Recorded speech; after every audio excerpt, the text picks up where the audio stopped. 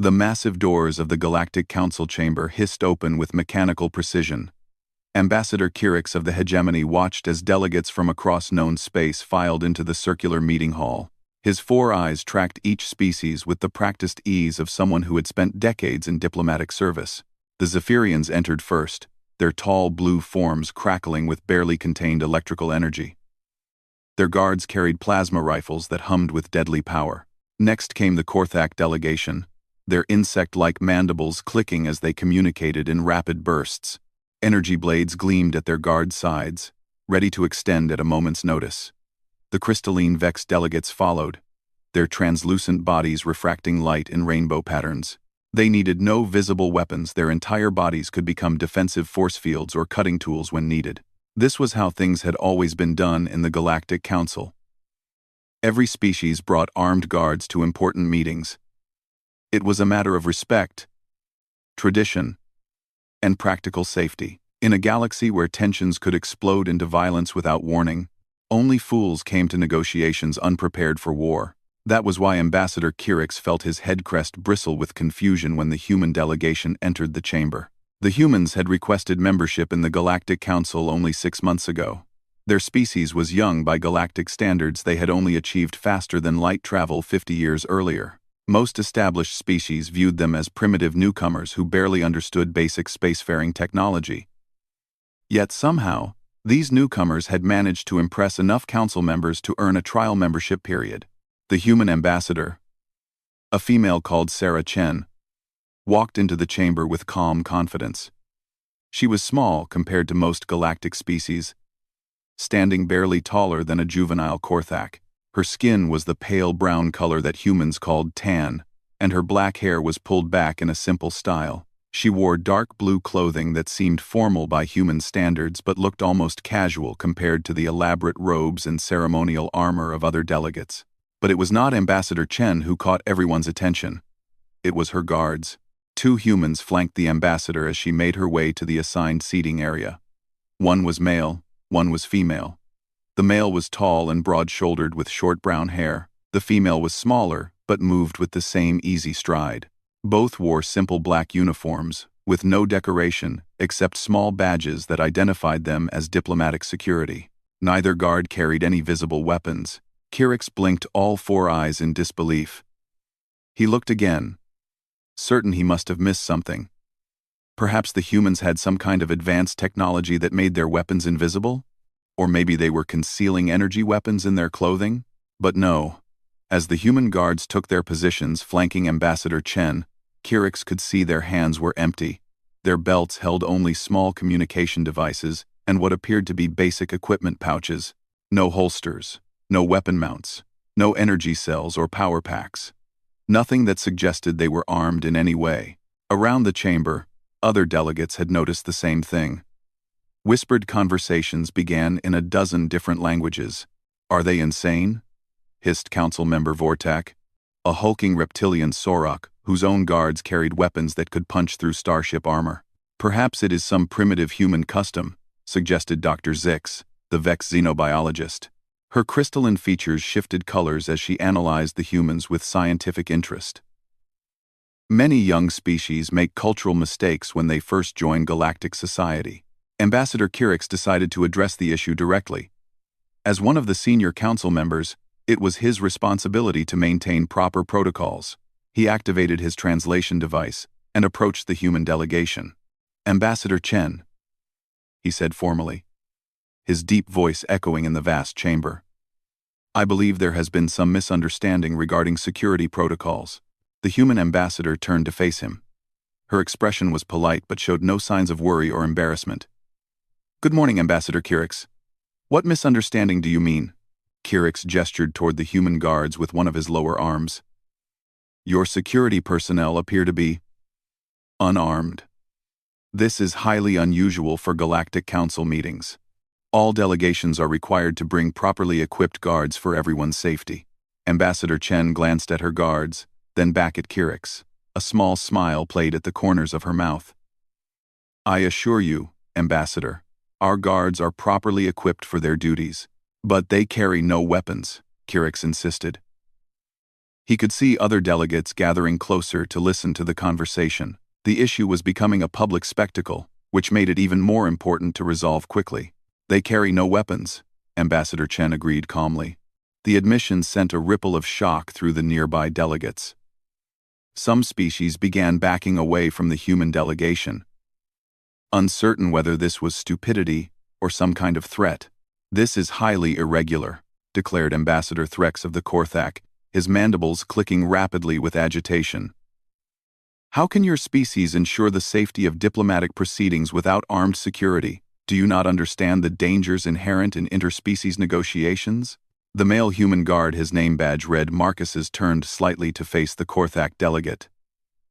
He did not speak, but something in his movement made Threx's own guards shift nervously. Marcus's expression remained completely neutral, almost friendly, but every species in the immediate area felt a strange tension in the air. "We take security very seriously," Ambassador Chen replied. "Marcus and Elena are among our most experienced diplomatic protection specialists. I trust them completely." The female guard, Elena, nodded politely to the assembled delegates. Like Marcus, she appeared relaxed and unthreatening. Her hands were clasped loosely behind her back, and she maintained the kind of alert but passive stance that professional guards used throughout the galaxy. Yet somehow, her presence felt different from other guards. Where Zephyrian guards projected lethal energy and Korthak warriors displayed obvious physical power, the human guards projected something harder to define. They seemed ready. Not ready for specific threats, but ready for anything. "This is unacceptable," declared another delegate. "If humans cannot follow basic security protocols, perhaps they are not ready for council membership." Ambassador Kirix studied the humans more carefully. In his many years of diplomatic service, he had developed keen instincts for reading other species. Most guards, regardless of their species, showed common patterns. They watched for threats, positioned themselves strategically, and kept weapons ready for quick deployment. These behaviors were universal among trained security personnel. The human guards did all of these things, but in ways that felt subtly wrong. Their eyes constantly scanned the room, but not in the obvious sweeping patterns that most guards used. Instead, they seemed to take in everything at once, processing information in brief glances that somehow captured complete tactical pictures. Their positioning appeared casual, but Kirix realized they had placed themselves at perfect angles to protect their ambassador, while maintaining clear lines of sight to every potential threat in the chamber. Most strangely, they seemed completely unconcerned about their lack of weapons. In fact, they looked more relaxed than any guards Kirix had ever seen. It was as if the absence of weapons made them more confident, not less. "We appreciate the Council's concern for our security," Ambassador Chen said diplomatically. "However, we are confident in our current arrangements. Perhaps we could begin today's proceedings? I understand there are important trade agreements to discuss." The Council members exchanged uncertain glances. The situation was unprecedented, but technically the humans had not violated any specific regulations. The security protocols required that delegations bring guards, but did not explicitly mandate that those guards be visibly armed. After a moment of hesitation, Ambassador Kirix nodded. "Very well. But please understand that any security incidents involving your delegation will be your responsibility." "Understood," Ambassador Chen replied smoothly. As the delegates took their seats and the formal meeting began, many eyes remained fixed on the human guards. Throughout the chamber, unspoken questions hung in the air like a cloud of uncertainty. What were these strange creatures thinking? How could any species be so foolish as to attend council meetings without weapons? And most puzzling of all, why did these unarmed humans somehow feel more dangerous than guards carrying the most advanced weapons in the galaxy? 3 weeks had passed since the humans first appeared in the Galactic Council chambers, and their strange security practices had become the subject of intense discussion throughout the station. In bars, private meetings, and official briefings, delegates from every species debated the same puzzling question. What were the humans really planning? Ambassador Kirix found himself returning to the same concerns again and again. During his morning meal, He reviewed security footage from the previous diplomatic sessions. The human guards, Marcus and Elena, maintained their inexplicable calm in every recording. They stood without weapons, hands empty, faces relaxed. Yet something about their presence continued to disturb him in ways he could not explain. "Still studying our new members?" asked Dr. Zix, as she approached his table. The Vex scientist's crystalline body reflected the soft light of the dining area as she settled into the specially designed chair that accommodated her unique physiology. "I cannot understand them," Kirix admitted. "In 40 years of diplomatic service, I have never encountered a species that approaches security with such apparent carelessness." Dr. Zeke's body shifted to a pale blue color, indicating curiosity. "Perhaps it is not carelessness. I have been conducting discrete observations of the human delegation. Their behavior patterns are unlike anything in my xenobiological databases." "What do you mean?" "Watch them sometime during a tense moment in negotiations," she suggested. "Most species show predictable stress responses when conflicts arise. Elevated heart rates, defensive posturing, increased communication with their guards. The humans show none of these responses." Kirix considered this. It was true that Ambassador Chen seemed remarkably calm during even the most heated discussions. Yesterday's argument over mining rights in the Proxima system had nearly erupted into shouting matches between 3 different species. Yet the human ambassador had maintained the same polite attention she showed during routine trade discussions. "And their guards?" he asked. "That is where it becomes truly interesting, Doctor," Zeke said, her color shifting to a deeper blue that indicated excitement. "During stress situations, most guards become more alert, more ready to defend their charges. The human guards do the opposite. They become even more relaxed." This observation troubled Kirix more than anything else. It suggested either supreme confidence or dangerous overconfidence. Neither possibility seemed comforting. That afternoon brought another opportunity to observe the humans in action. The council was meeting to discuss territorial disputes in the Outer Rim systems. Always a contentious topic. The Sorok delegation had brought extra guards, as had the aggressive hegemony traders who claimed resource rights in the disputed zones. Ambassador Chen entered with her usual escort of Marcus and Elena. As always, their hands were empty and their expressions calm. They took their customary positions against the wall behind the human seating area, seeming to pay little attention to the heavily armed guards that filled the chamber. The meeting began routinely enough, but tensions quickly escalated when the Sorok representative accused the hegemony of treaty violations. Voices rose, and several delegates stood to emphasize their points. Around the chamber, guards began taking more aggressive stances. Kirix watched the human guards carefully. As Dr. Zeeks had predicted, they seemed to become even more relaxed as the conflict intensified. Marcus shifted his weight slightly, moving from a formal at-attention stance to something that looked almost casual. Elena's hands, which had been clasped behind her back, now hung loosely at her sides. Yet something felt wrong about their relaxed postures. Kirix realized that while the humans appeared more at ease, every other guard in the room seemed increasingly nervous. The Zephyrian guards kept glancing at Marcus and Elena with obvious unease. Even the notorious Korthak warriors, who feared nothing in normal circumstances, maintained greater distance from the human delegation than usual. "This is intolerable," shouted Ambassador Scar of the Sorok, his massive reptilian form towering over the conference table. "The hegemony continues to violate territorial agreements while hiding behind legal technicalities." The hegemony representative, a 4-armed creature named Voss, rose to match his aggression. "The Sorok have no legitimate claim to those systems. Your expansion threatens the stability of 3 sectors." As the argument intensified, something unprecedented happened. Ambassador Scar gestured sharply to his guards, and they began moving forward with their weapons visible. This was a clear breach of protocol. Guards were meant to remain in designated positions unless actual violence broke out.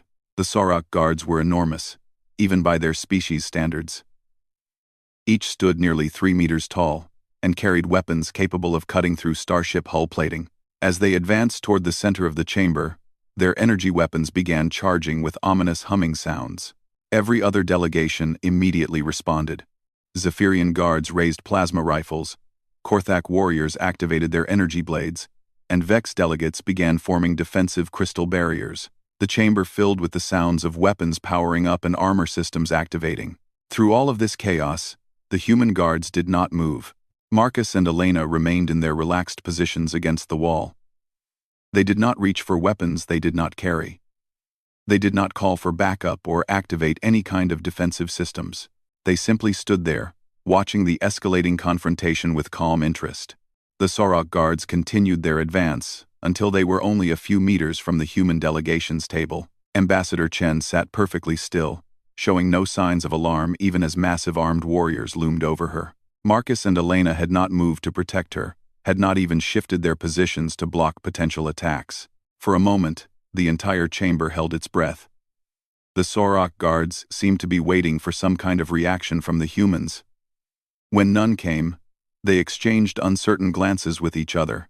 Then something strange happened.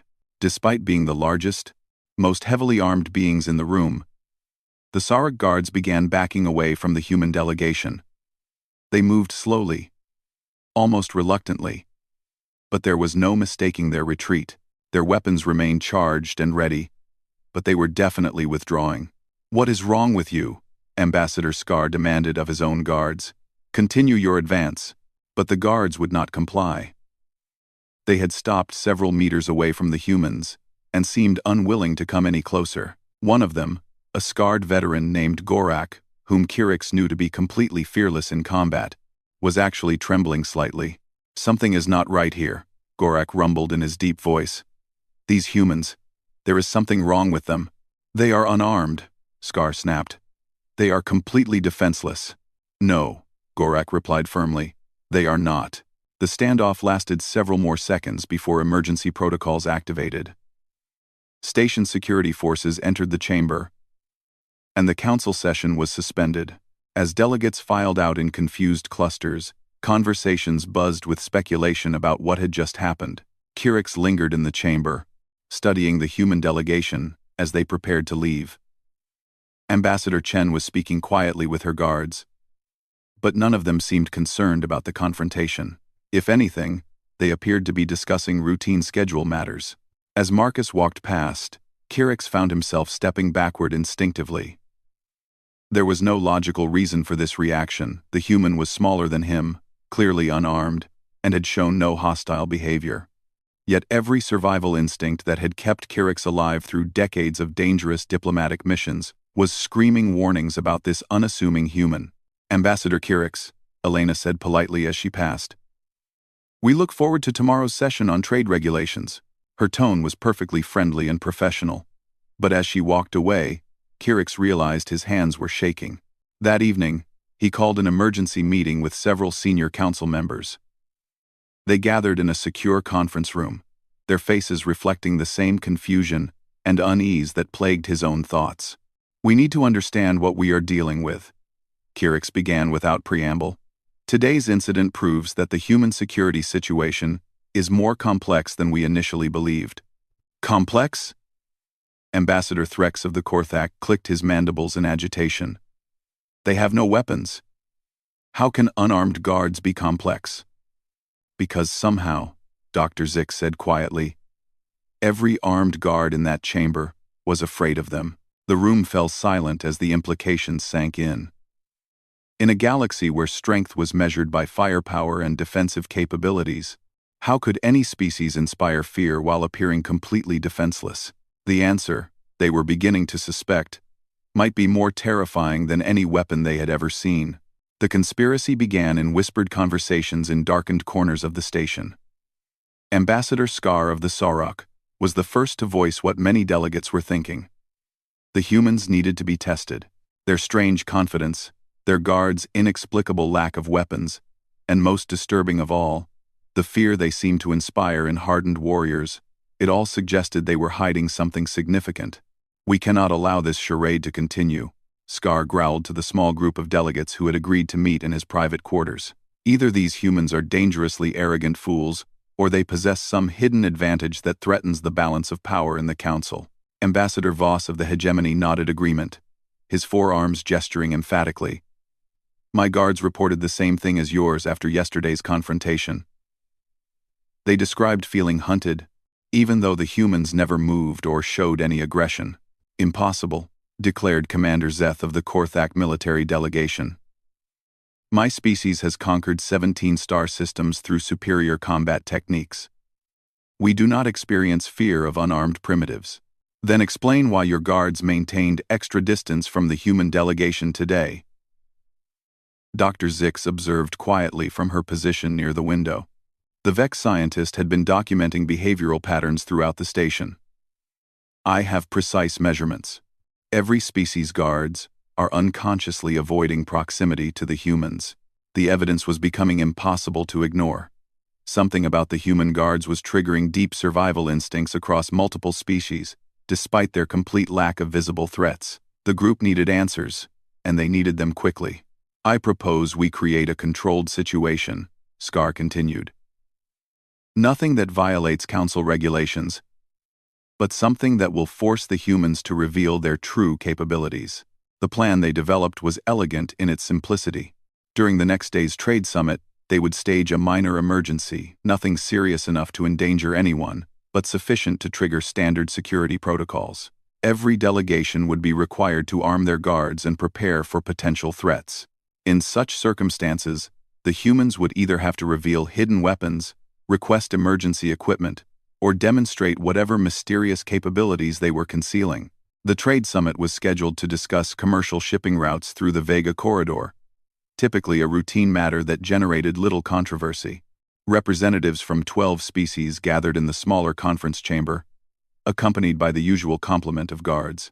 Ambassador Chen arrived with Marcus and Elena, both maintaining their characteristic calm demeanor and empty hands. They took their usual positions against the wall, seeming completely unaware of the trap being prepared for them. The meeting proceeded normally for the first hour. Trade routes were analyzed, shipping costs were debated, and several minor disputes were resolved through standard arbitration procedures. The human ambassador participated actively, demonstrating a surprising grasp of interstellar commerce for such a young species.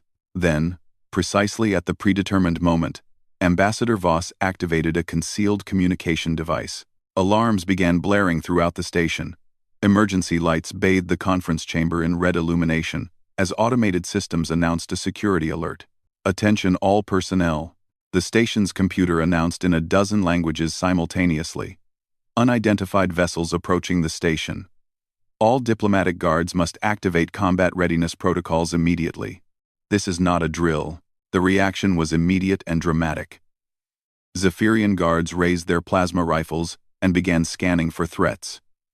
Korthak warriors extended their energy blades, the weapons humming with lethal power. Sorok guards activated heavy armor systems, while Vex delegates began forming crystalline defensive barriers. Around the chamber, trained security personnel moved into combat formations that had been drilled countless times. Weapons were powered up, communication systems activated, and protective perimeters established around their respective ambassadors. The human guards did not move. Marcus and Elena remained in their relaxed positions against the wall. They did not reach for hidden weapons, did not activate any visible equipment, and did not even seem particularly concerned about the emergency alert. If anything, they appeared mildly interested in watching the other guards' responses. "Human guards," Ambassador Scar called out, his voice carrying easily over the alarm sounds. "Why are you not preparing for combat? The protocols require immediate weapons activation." Elena glanced toward the Sorok delegate with polite curiosity.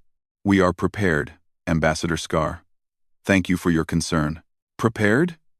You carry no weapons. How can you be prepared?" Marcus spoke for the first time since entering the chamber.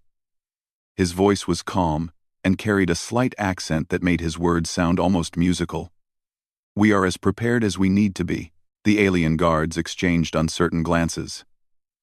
The human's continued calm was beginning to feel less like confidence, and more like something else, entirely. Something that made veteran warriors deeply uncomfortable. Ambassador Kirix decided to approach the situation more directly. As one of the senior council members, he had authority to override normal protocol in emergency situations. "Ambassador Chen," he said formally, "I am invoking emergency security provisions. Your guards must either arm themselves with station weapons or be replaced by properly equipped security personnel. The human ambassador considered this for a moment, then nodded. Marcus. Elena, please demonstrate compliance with the ambassador's request. What happened next would be discussed in intelligence briefings and military academies for decades to come. The human guards stepped away from the wall with the same unhurried movements they had shown throughout their time on the station. But something had changed in the way they moved. Where before they had seemed relaxed and casual, now every motion carried a precision that was impossible to ignore. Marcus walked to the center of the chamber, moving past heavily armed guards from multiple species. As he moved, something remarkable happened. Every warrior in the room instinctively tracked his movement with their weapons, despite the fact that he posed no obvious threat. Elena began a slow circuit of the chamber's perimeter. Her path took her past each delegation's security team. And as she passed, the alien guards shifted nervously. Some actually stepped backward, maintaining distance from her unarmed form. "What are they doing?" whispered Dr. Zix, her crystalline features flickering with colors that indicated extreme curiosity mixed with deep unease. The answer became clear as the two human guards completed their movements. Without any visible communication between them, they had established positions that provided complete coverage of the entire chamber. From where they now stood, nothing could happen in the room without being observed by at least one of them. More disturbing was the realization that their new positions were absolutely perfect for something. Every alien in the room could feel it, but none could identify exactly what that something might be. The humans had not drawn weapons, had not made threats, had not even changed their pleasant facial expressions. Yet somehow, every trained warrior in the chamber now felt like prey. "Compliance achieved," Elena said politely. "Is there anything else you require, Ambassador Kirix?" The hegemony delegate found himself unable to respond. His own guards, warriors who had fought in 3 interstellar wars, were backing away from the humans without being ordered to do so. Around the chamber, similar scenes were playing out as hardened security personnel instinctively retreated from the 2 unarmed humans. "The emergency alert," Ambassador Chen said conversationally, "appears to be a false alarm. Our sensors indicate no approaching vessels." Indeed, the alarms had stopped, and normal lighting was returning to the chamber. The staged emergency was over, but its effects were just beginning. "How did you know?" Scar demanded. "How could you possibly know it was not real?" Marcus tilted his head slightly, as if the question confused him. "Your heart rate increased before the alarm sounded, Ambassador Scar, as did Ambassador Voss's respiratory pattern and Commander Zeth's stress pheromone levels. Dr.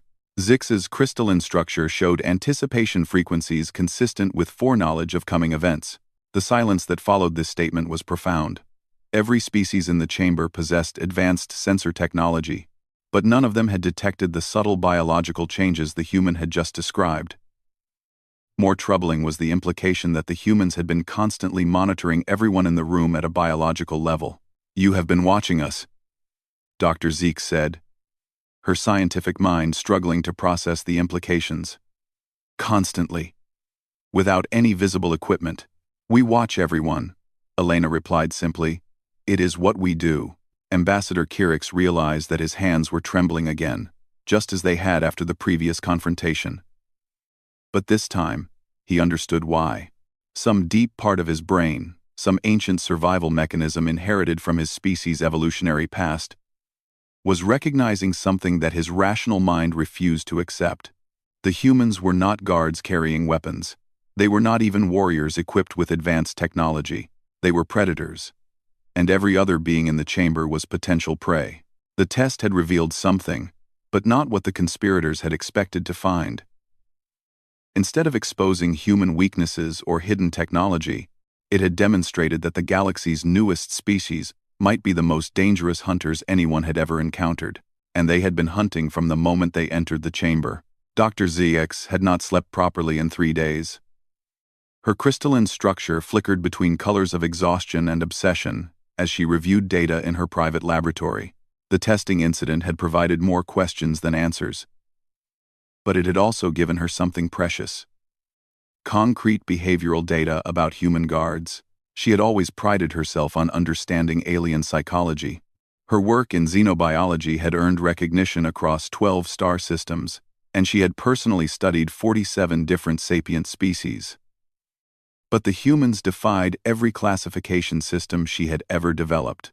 The laboratory around her was filled with holographic displays showing biological readings, movement patterns, and behavioral analyses. Hours of security footage played on multiple screens, showing Marcus and Elena from every possible angle during their time on the station. Dr. Zeeks had studied each second of recording, searching for clues that might explain their disturbing effect on other species. What she was discovering changed everything she thought she knew about evolution and survival. "Computer," she said aloud, her voice carrying the harmonic frequencies that her species used for complex communication. "Display comparative analysis. Human guard stress responses versus baseline galactic species during confrontation scenarios." The holographic display shifted to show overlapping biometric charts. Every other species showed predictable patterns during stressful situations: increased heart rates, elevated hormone levels, heightened neural activity in regions associated with fight or flight responses.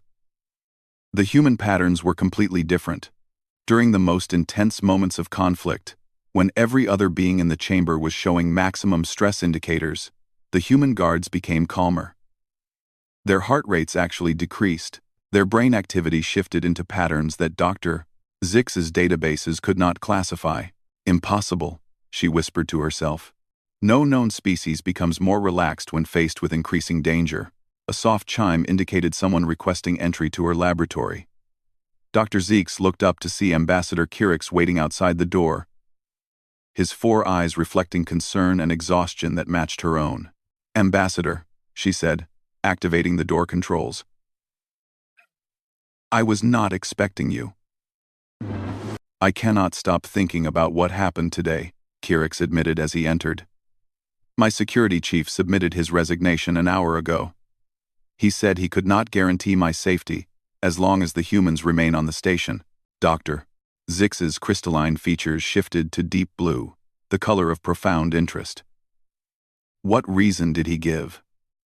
"That is the problem," Kirix replied, settling into one of the chairs designed for his physiology. "He could not explain it. He simply said that being near the human guards made him feel like he was being hunted."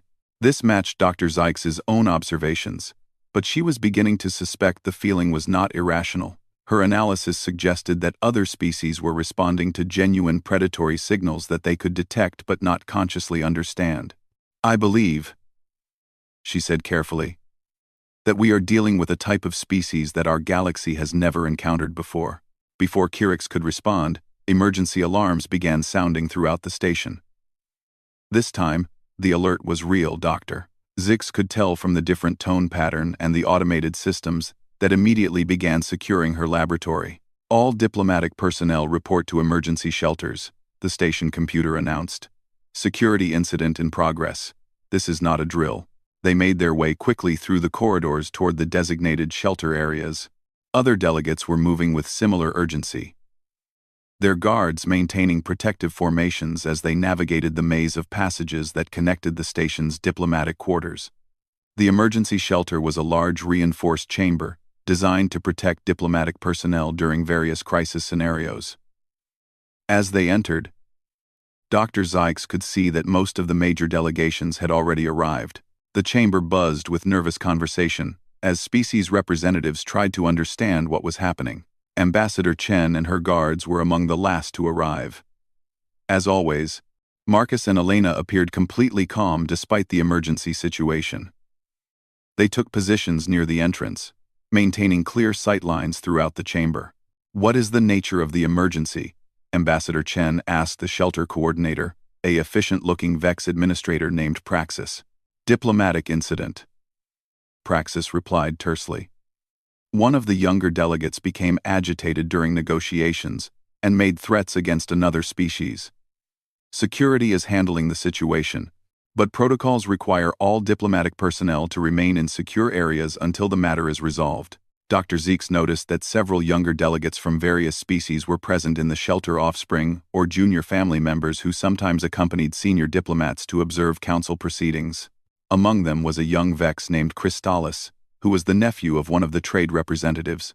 Crystalis was known for his quick temper and poor judgment. He had caused minor incidents before, but nothing serious enough to warrant emergency protocols. Dr.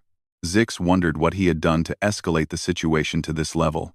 Her question was answered when Crystalis himself burst into the shelter, moving with the rapid, jerky motions that indicated extreme agitation in his species. His crystalline structure was flashing bright red, the color of rage and aggression. "This is intolerable," he shouted, his harmonic voice creating harsh discord in the confined space. "The hegemony delegation insults my family's honor and expects me to accept it quietly." Praxis immediately moved to intercede. "Young Crystalis, you must calm yourself. Emergency protocols are in effect, and you are required to—" "I am tired of protocols," Crystalis interrupted. His body was beginning to form the sharp-edged projections that Vex developed when preparing for combat. "And I am tired of being treated like a child." Dr. Zix realized with growing alarm that Crystalis was entering a berserker state, a dangerous condition that sometimes affected young Vex males when they felt their honor had been challenged. In this condition, his species became extremely dangerous, capable of creating crystalline weapons and defensive barriers with lethal efficiency. "Everyone stay back," Praxis warned, recognizing the same signs. "Do not approach him while he is in this state." But Crystalis was beyond listening to reason. His rage had focused on the nearest target of his frustration, Ambassador Chen, who represented the newest and therefore lowest status member of the diplomatic community. "You," he snarled, pointing at the human ambassador. "Your species knows nothing of honor or proper respect. You bring guards without weapons and expect to be taken seriously." Ambassador Chen remained in her seat, showing no signs of alarm, even as the agitated Vex moved toward her. Marcus and Elena had not changed their positions by the entrance, though Dr. Zix noticed they were now watching Crystalis with what appeared to be mild interest. "I understand you are upset," Ambassador Chen said calmly. "Perhaps we can discuss." "No more discussion," Crystalis shrieked. His body had now formed multiple crystalline spikes along his arms and torso. He was transforming into a living weapon, driven by hormonal rage that made rational thought impossible. He lunged toward Ambassador Chen with inhuman speed, crystalline projectiles extending from his hands like deadly spears. The attack was so sudden and violent that most beings in the chamber barely had time to register what was happening. Dr. Zix would later realize that the next few seconds redefined her understanding of physics, biology, and the nature of predation itself. Elena moved. The human guard did not run or rush toward the threat. Instead, she seemed to simply appear between Crystalis and Ambassador Chen, covering the distance so quickly that Dr. Zix's eyes could not track the movement. But more disturbing than her speed was how she moved, not with the desperate urgency of someone reacting to danger, but with the fluid precision of someone executing a plan. Crystalis's crystalline spears, sharp enough to penetrate starship armor, stopped less than a centimeter from Ambassador Chen's face. They stopped because Elena had caught Crystalis's wrist in her bare hand. The young Vex was strong enough to shatter reinforced metal. His species had evolved on a high-gravity world, where breaking through rock formations was necessary for survival. In his berserker state, he possessed enough physical power to fight multiple armed guards simultaneously. Elena held his wrist as if she were restraining a child. "That was unwise," she said conversationally. Her voice carried no strain or effort, despite the fact that she was restraining a berserk alien 3 times her body mass. Crystalis stared at her in shock. His entire body was designed for breaking things, and he could not move against the grip of this small, unarmed human female. Worse, he could feel pressure building in his crystalline structure, pressure that threatened to shatter the very bones that gave his species their strength. "Release him immediately," demanded Praxis. "You are violating diplomatic immunity." Elena glanced toward the shelter coordinator without loosening her grip on Crystalis. "He attacked a diplomatic representative. That constitutes assault under galactic law. You cannot possibly be strong enough to—" The sentence was cut short by a sharp cracking sound. Crystalis cried out in pain as fractures appeared in the crystalline structure of his wrist. Elena was not squeezing harder. Dr. Zix could see that her grip remained exactly the same, but somehow, the pressure she was applying was finding weak points in alien physiology that should have been impossible for her species to detect. "Elena," Ambassador Chen said quietly, "please release him." "I believe he understands the situation now." The human guard immediately opened her hand. Crystalis stumbled backward, cradling his damaged wrist and staring at Elena with an expression of pure terror. "How?" Dr. Zeeks whispered. "How did you know exactly where to apply pressure to damage Vex's bone structure?" Elena turned toward the xenobiologist with the same polite smile she had worn since arriving at the station. "We study anatomy. It helps us understand how things work." The implications of this simple statement hit Dr. Zix like a physical blow. The humans had not just been monitoring other species' behavior and biology, they had been analyzing weaknesses. They had been learning how to kill. Every being in the chamber was now staring at the human guards with new understanding. These were not security personnel who happened to carry no weapons. They were living weapons, who studied every potential target with the focused attention of dedicated predators. And they had been doing it since the moment they arrived. The emergency session of the Galactic Council Security Committee was unlike anything in the organization's 1,000-year history. For the first time, delegates were meeting to discuss not an external threat or technological development, but the fundamental nature of one of their own member species. Dr. Zeeks stood before the assembled representatives, her crystalline structure flickering with colors that indicated both excitement and deep concern. In her hands, or the crystalline appendages that served the same function, she held a datapad containing research that would change interspecies relations forever. "Honored delegates," she began, her harmonic voice carrying clearly through the secure chamber. 3 days ago, we witnessed an incident that forced us to reconsider everything we thought we knew about human security protocols. What I have discovered in my subsequent research has implications that extend far beyond diplomatic procedures. Around the table sat representatives from the major council species. Ambassador Kirix of the Hegemony was present, as were senior delegates from the Sorok, Korthak, and Zephyrian governments. Even the normally reclusive ethereal collective had sent an observer. All of them had the same haunted expression that had become common among those who had encountered human guards. "Doctor," Ambassador Kirix said formally, "please present your findings." Dr. Zeeks activated her presentation system, and holographic displays filled the chamber with images and data charts. The first image showed a three-dimensional map of known galactic species, organized by evolutionary characteristics and survival strategies. For over 10,000 years, sentient species have evolved along predictable patterns, she explained. We have herbivorous species that developed intelligence to avoid predation. We have omnivorous species that used tool-making to exploit multiple food sources. We have even aggressive species that evolved intelligence to become more efficient hunters. The display shifted to show humanity's position on the evolutionary chart. It was isolated from all other known patterns. Humans represent something completely unprecedented in our galaxy. They are the first sentient species we have encountered that evolved as persistence predators on a Class 4 death world. Murmurs of confusion rippled through the chamber. Most delegates were familiar with death world classifications, but few understood the implications of persistence, predation. "Please explain these terms for the record," requested Commander Zeth of the Korthak. "A Class 4 death world," Dr. Zeeks continued, "is a planet where the majority of life forms are actively hostile to survival.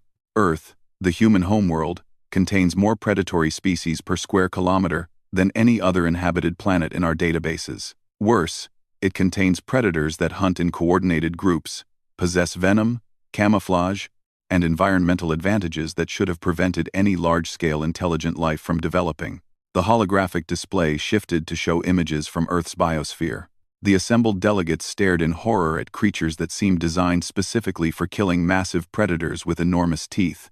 Venomous creatures that could kill with a single bite, pack hunters that could run down prey across vast distances. "How did any intelligent species survive in such an environment?" asked Ambassador Scar of the Sorok. "That brings us to persistence predation," Dr. Zix replied.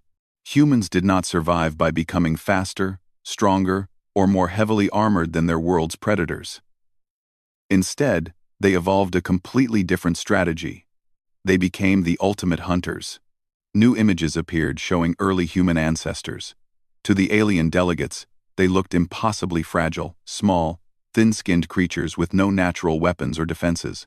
Persistence predation is a hunting strategy that relies on endurance, intelligence, and most importantly, the ability to track and exhaust prey over extremely long distances. Humans can run continuously for hours without stopping. They can track individual animals across hundreds of kilometers using minimal visual cues, and they can coordinate group hunts with precision that surpasses most military units. The implications were beginning to sink in around the chamber. Dr. Zeeks could see understanding dawning on alien faces as they realized what they had been dealing with. But surely, Ambassador Voss of the Hegemony interjected, modern humans have evolved beyond such primitive hunting behaviors. That is where you are wrong, Dr. Zeeks said, her crystal structure shifting to deep red, the color of alarming revelation. Humans have not evolved beyond these behaviors. They have refined them. Every human diplomatic guard represents millions of years of evolutionary optimization for hunting and killing. She activated a new display showing biological analysis of Marcus and Elena during various diplomatic sessions. Observe their baseline physiology during routine activities, she said. The data showed remarkably low stress indicators, efficient energy consumption, and brain activity patterns that suggested constant environmental monitoring. Now observe the same measurements during confrontational situations. The graphs changed dramatically. Instead of stress responses, the humans showed patterns that Dr. Zeeks's databases classified as hunting behavior, heightened awareness combined with decreased heart rate, indicating organisms that were entering their optimal performance state. They were not afraid during our confrontations, Ambassador Kirix realized. They were excited. More than excited, Dr. Zeeks corrected. They were engaged in their species' primary survival behavior. When faced with potential threats, humans do not prepare to flee or defend themselves. They automatically begin hunting. The chamber fell silent as delegates absorbed this information. Finally, Dr. Zeeks activated the most disturbing part of her presentation: computer display analysis of human tactical behavior during diplomatic sessions. New images appeared showing movement patterns, sight lines, and positioning choices made by human guards throughout their time on the station. What emerged was a detailed three-dimensional map showing how Marcus and Elena had systematically analyzed every potential threat, escape route, weapon possibility, and vulnerability of every other being they had encountered. They have been hunting us, Dr. Zeeks said quietly. From the moment they entered our chambers, they have been continuously tracking, evaluating, and planning how to neutralize every potential threat. They do not carry weapons because they have been trained to see everything as a potential weapon, including our own bodies. Ambassador Scar's massive form shuddered. You mean they have been planning how to kill us? Not planning, Dr. Zeeks corrected.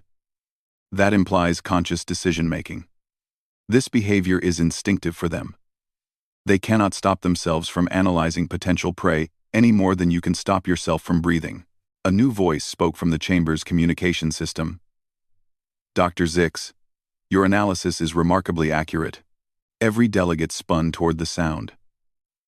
The chamber was supposed to be completely secure, with no outside access during classified sessions. The voice belonged to Ambassador Chen, human ambassador. Ambassador Kirix said formally, "This is a closed security meeting. How are you accessing these communications?" Elena provided the access codes, Ambassador Chen replied calmly.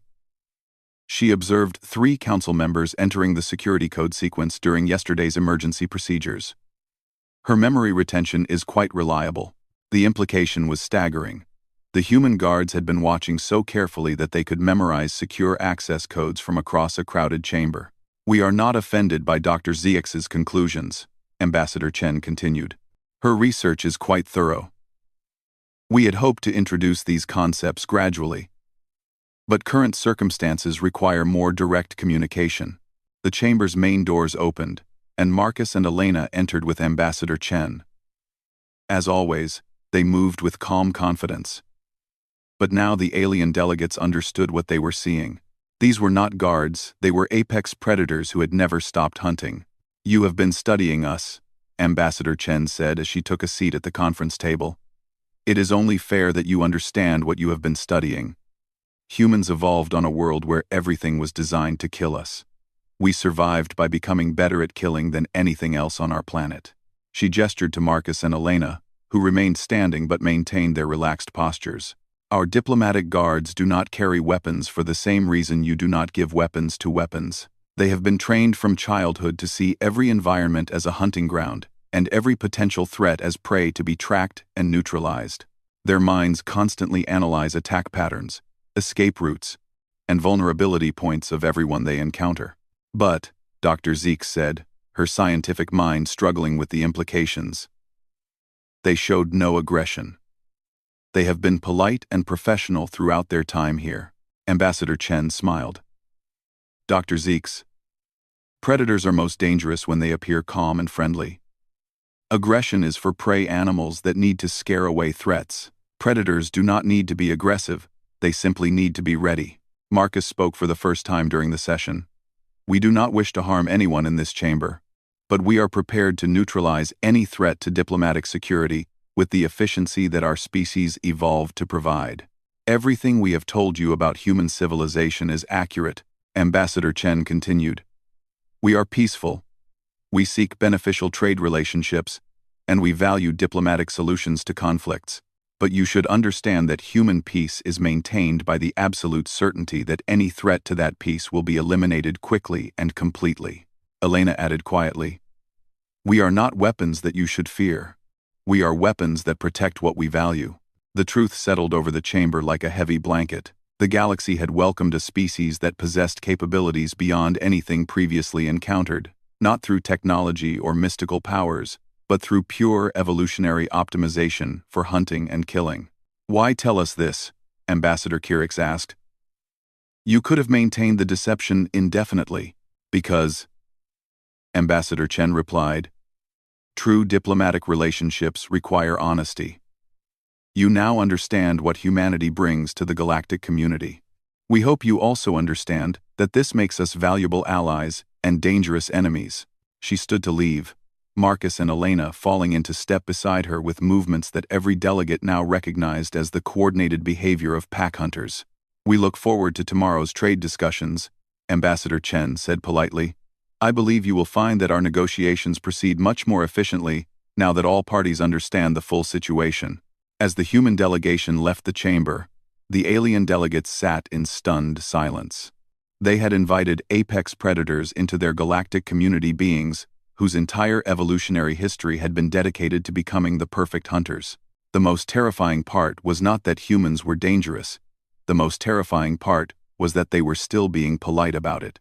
Dr. Zeeks would later note in her official report that this moment marked a fundamental shift in galactic civilization. For the first time in recorded history, every species in the galaxy had encountered something that they recognized instinctively as the ultimate predator. And that predator wanted to be their friend.